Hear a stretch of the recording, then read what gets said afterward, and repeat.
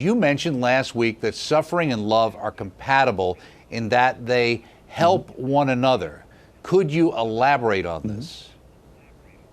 Right.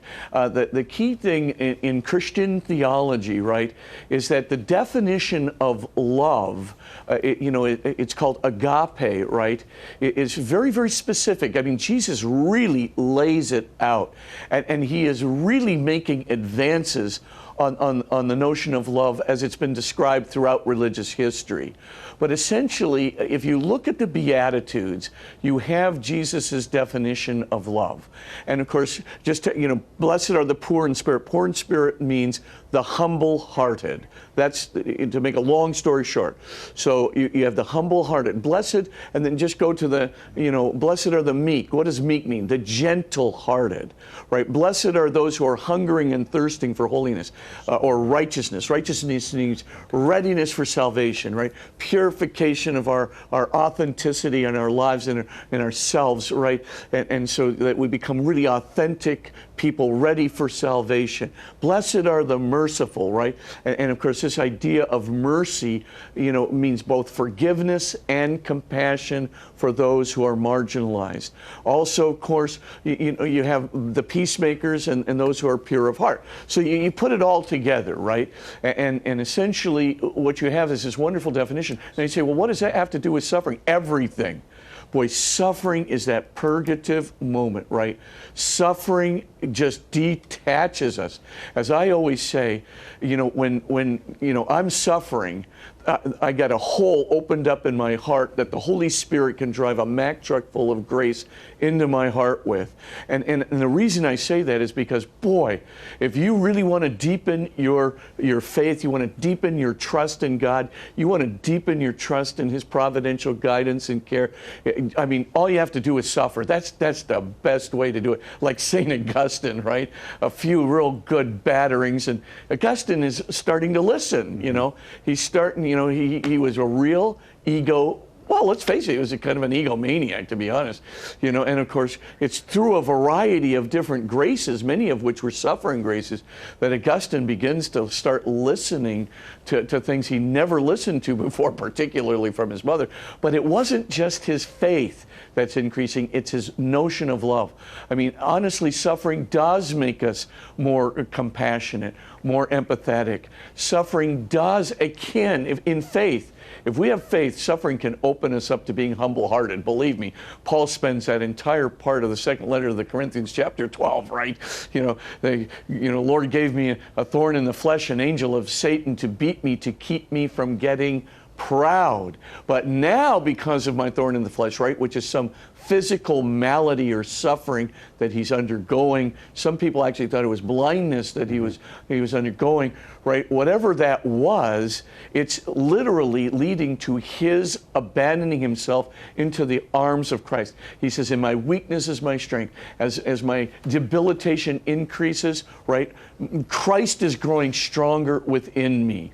So notice then that humble-heartedness and suffering go hand in hand. Gentle-heartedness and suffering go hand in hand. There's no way of becoming gentle unless, of course, we want to kind of will ourselves to that. But willing yourself to gentleness. Have you ever seen the contradiction in that? But suffering has helped me immensely in that project. And the same thing with being a peacemaker. The same thing with desiring righteousness or holiness. The same thing too with mercy, especially compassion and forgiveness. Right? All of these things are really very, very useful. And of course, suffering presents these gifts to us in remarkable ways. Let me ask you, Father, in considering even, as you mentioned yourself, in your own situation with having to deal with your eyesight, etc., I mean, in the sense that a person accepts their suffering, there's nothing wrong with still praying that this cup be passed from me, right? In the sense, just like St. Paul, even if it doesn't, but the idea is that one can accept it if it's not taken away, but that doesn't mean one shouldn't ask, right? Right. Right, absolutely. And of course, that's precisely what St. Paul is asking for. So, in other words, notice, by the way, St. Paul didn't get any relief. So let's suppose he was going blind, and of course there are all kinds of indications of that in Scripture, but he's never relieved of it, right? There's no report, I got a miracle. He didn't get a miracle. Instead, he got the spiritual miracle of being able to, release himself from himself, to get beyond his own ego, to put himself into the hands of Christ, which is a much more significant miracle than a relief from, probably gradual or impending blindness. Mm-hmm. Now, on the other hand, too, we've got the prayer of Jesus in the Garden of Gethsemane, right?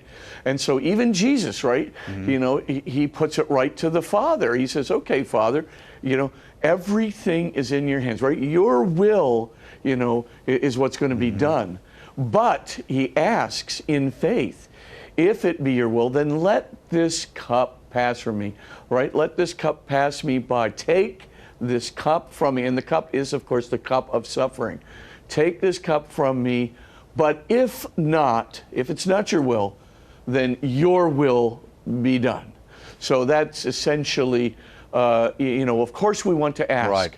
Absolutely ask that our sufferings be relieved. But if they're not, this is not a rejection of us by God. It just means he has a greater miracle in store for us, as he did for St. Paul, as he did for Mother Teresa, as he did for so many others who, he just plain doesn't relieve the suffering, and of course, as Paul says, I've got a much better miracle, and I'm very happy with that. I don't want to be going into the darkness of pride.